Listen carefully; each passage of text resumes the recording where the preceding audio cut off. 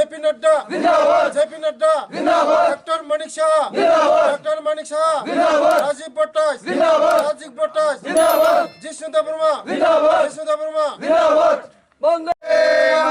বন্দে মাতরম বন্দে মাতরম নবগতদের স্বাগতম নবগতদের স্বাগতম নবগতদের স্বাগতম। নমস্কার। আজকে এই 29 কৃষকপুর মণ্ডল মধ্যে চাকমাঘাটের মধ্যে 28 নম্বর বুথের মধ্যে আজকে 3 ফ্যামিলির 10 ভোটার আজকে সিপিএম ত্যাগ করে ওরা আজকে আমাদের সঙ্গে বিজেপিতে ওরা যোগদান করেছে। ওদের সঙ্গে আমাদের একসঙ্গে কাজ করবে।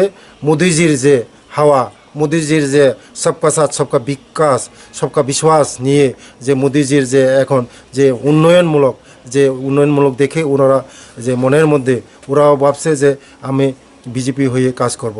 তার জন্য 2023-এর মধ্যে এই 29 কৃষকপুর মণ্ডলের মধ্যে 29 কৃষকপুর বিধানসভায় সবাই আজকে বাড়ি ঘরের মধ্যে সবাই বলছে বিজেপি ছাড়া আর কোনো বিকল্প নেই। তার জন্য সবাইকে ওনারাকে আমি ধন্যবাদ জানাই এবং ওনাদের পরিবার সবাই যেমন শান্তিতে থাকে সুখীতে থাকে আমি ভগবানের কাছে প্রার্থনা করব।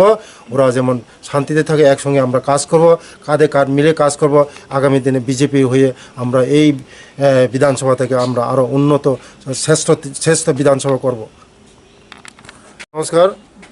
আজকে এই 29 কৃষকপুর মণ্ডলের মধ্যে 27 নম্বর বুথের মধ্যে আমরা আজকে উঠান সভার মধ্যে দিয়ে আজকে 4 পরিবারের